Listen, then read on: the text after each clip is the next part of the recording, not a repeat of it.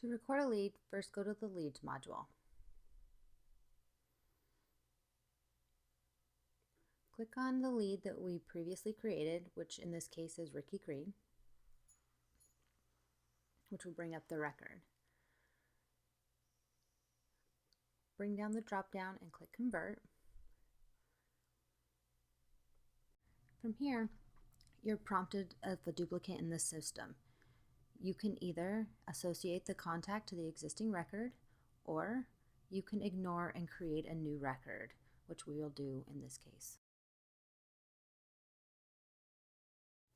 From here, you can associate to a new account if there's not one added, or you can add to an existing account. Fill in all the fields that you require.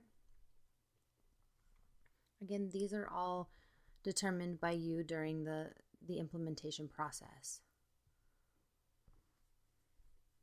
We can make them fit to the way that you work.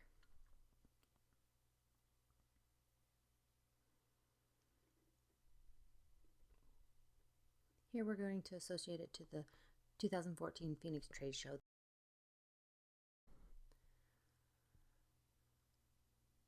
We're going to associate it to that account, and then we're going to create the opportunity for this account.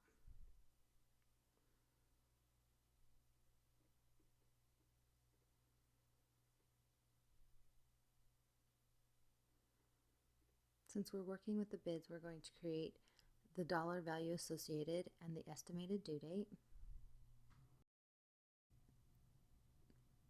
I'm going to associate it to the bid, and notice that if you don't select a required field, you'll get the prompt. Fill in the required information, associate the opportunity, and you can also create a task if you feel that's necessary. Again, filling in all of the required information. You're able to associate it with an opportunity if it's already existing. In this case, you can see it's not, because we're creating it right above.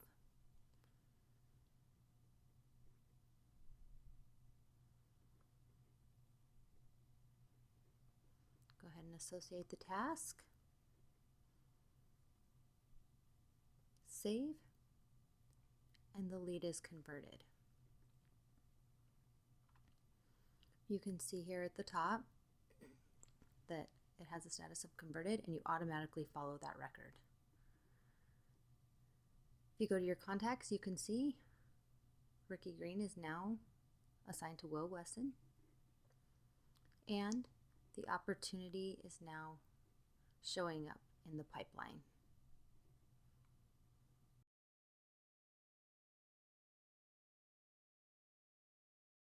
Screen. You can also see that the task has been assigned to Will for an upcoming action item. Now when we go back to the dashboard, you can see that the pipeline has filled with that opportunity value. Now we'll look at the workflow. Go ahead and go into Contract. Create a new contract from the drop-down list. Name the contract.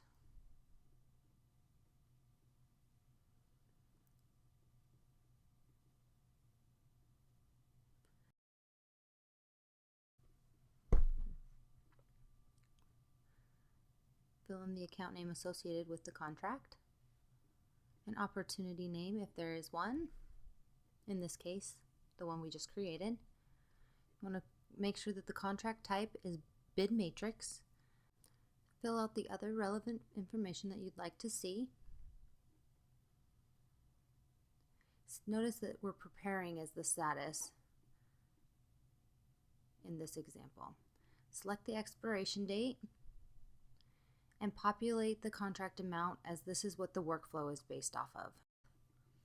We save, and you can see since we're preparing, down here in the approval, there's no tasks to be had. When you edit the record and change the status to ready for approval and save that, you can now see that the workflow has sent a task to the corresponding users associated with this account.